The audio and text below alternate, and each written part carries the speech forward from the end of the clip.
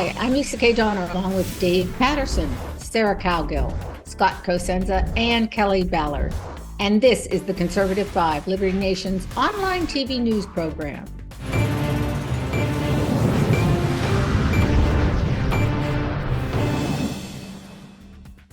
It was supposed to be the war to end all wars. On April 6, 1917, the United States formally entered World War I.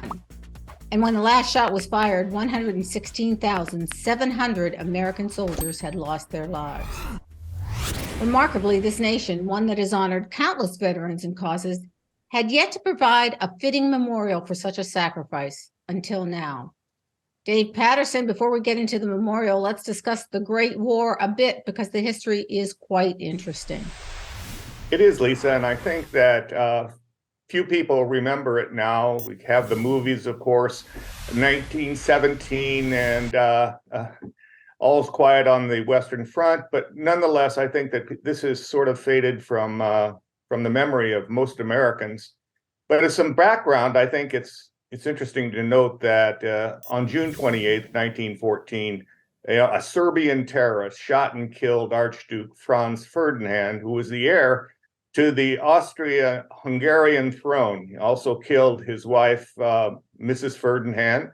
And I'm sorry, I never heard him laugh at that. It's not a laughable moment, but it just, Mrs. Ferdinand, Austria-Hungary, miffed about this, declared war on Serbia on July 28th, 1914. Russia and France lined up with Serbia, and Germany supported Austria-Hungary, and the war was on.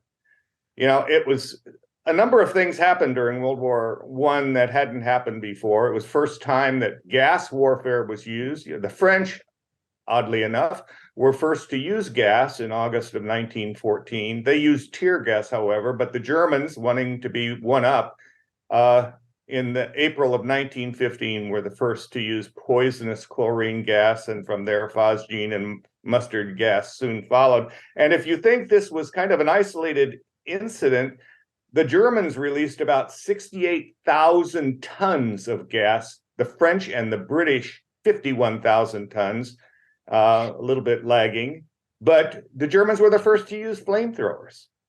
Overall, 65 million soldiers from 30 countries were involved in all of this. Wow, and it was amazing. I mean, it was just and horrendous, the trench warfare. Yeah. Well, it's interesting, just for a second before we get into the memorial, the politics of it. I guess it was the Zimmerman telegram that supposedly tried to persuade Mexico to enter the alliance. And, keeping in mind, Woodrow Wilson campaigned on the idea of keeping us out of war. His slogan was something like, he kept us out of war.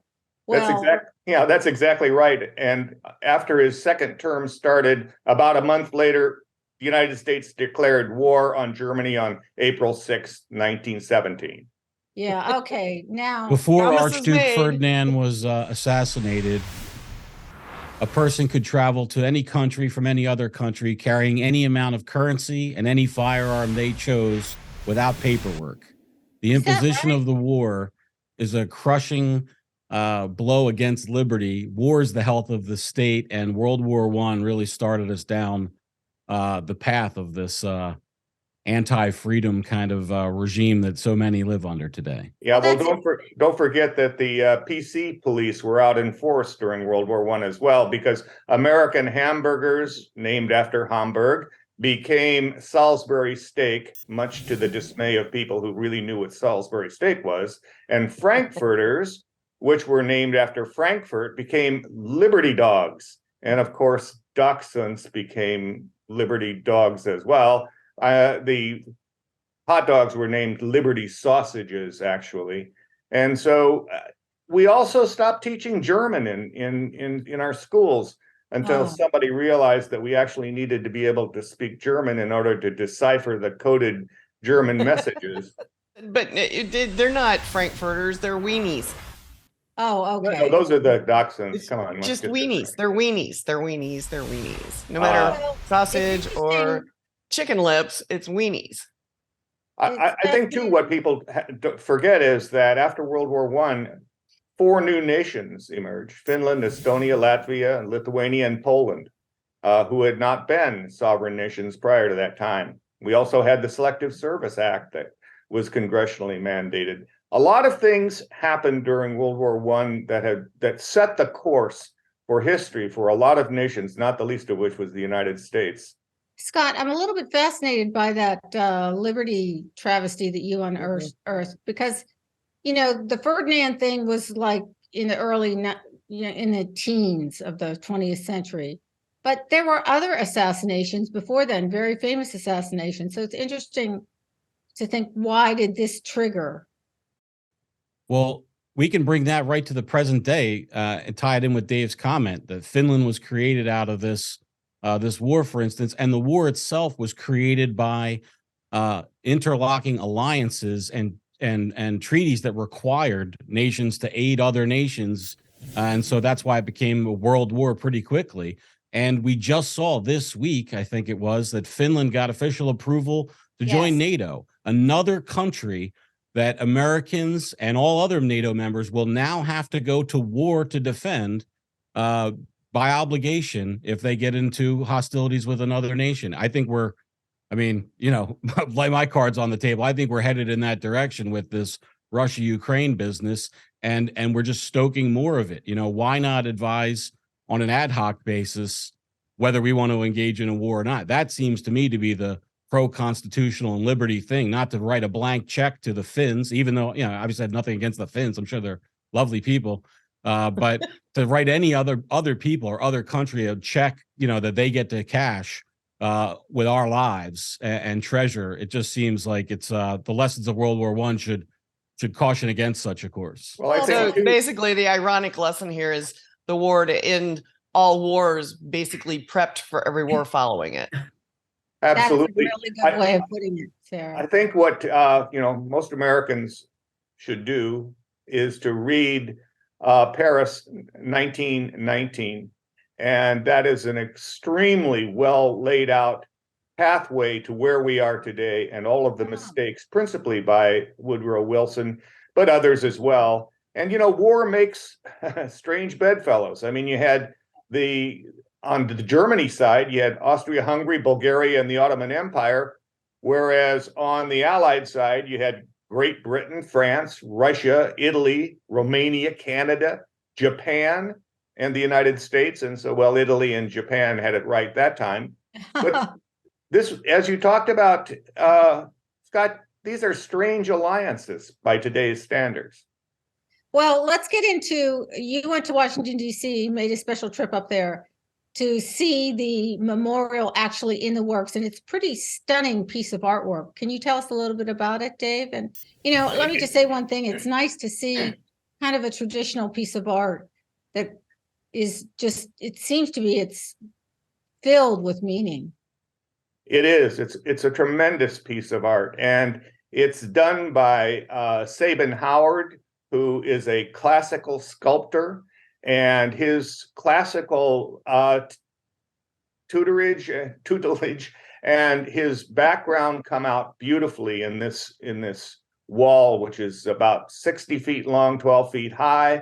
It's got 38 different sculpted figures on it, and it is really stunning, and it is a wonderful testimony to the sacrifice of Americans during that time. It kind of is a roadmap of how the doughboys and their families approached the war. You have the poignant moments in the very beginning where the soldiers are saying goodbye to their families. You have them off to war. You have the war itself with all of the misery and horror that took place during World War I, with the killing fields of gas and the explosions, and it's all extremely well done. Sabin Howard has made this a mission, and in fact, he calls it, from vision to sculpture, basically, and it is truly a magnificent piece of work. Yeah, there was a video that after reading your article, I Googled, obviously, and then there was a video on YouTube, and it was he was demonstrating and explaining how he was working on these soldiers and what he felt and how he did his art, and it was phenomenally cool. And the thing about this piece of artwork, at least in my mind, is that no one needs to know anything about World War I. All they have to do is look at the sculpture and you will feel it. It's a story. It's a story from the beginning to the end. And it is amazing. It's an amazing piece of work. And it's really an international work. If you look at it, you know, he calls it Vision to Bronze, and it involved processes in China, New Zealand, and the UK. And the figures actually were shipped to the different countries. In fact, many of the figures have more frequent flyer miles than I do. And it really is a magnificent work. And it took a great deal of creative genius to make this come to life. And it is. Saban's wife, Tracy, and his team, they were allowed 700 hours per sculpted figure. And Tracy, the program manager, kept them to it. In fact, wanted them to do it in 500 hours. She didn't mention whether or not she was successful. But if you look at this effort as an engineering project, it has all of the various elements. You have integrated projects plan. You have an integrated management schedule. All of the things that you wouldn't expect to have from an artist. And yet, in our interview with Saban Howard, he said that he didn't mind that characterization of being an engineering effort, and in fact, it was useful to him. But you can see that his dedication is clearly evident, as each bronze figure has a poignancy of emotion, and he captures something that anyone who has been unfortunate enough to be in war, there's a thing called a war face that people put on as they go into battle, and he captures that beautifully. Wow, Dave, this sounds just amazing. Before we wrap this up, can you tell us where our viewers can see it and when it will be open to the public, etc.? Absolutely. The War Memorial is going to replace Pershing Park across from the famed Willard Hotel. It's part of the National Mall Memorial locations, and will be open 2024.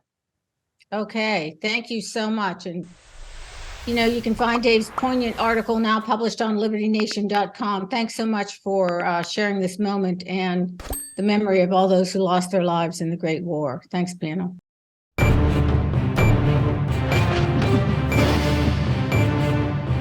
That's it for our Conservative 5 panel today. Check out our other C5 shows and segments on your favorite video platform, YouTube, Vimeo, Rumble. We're on them all.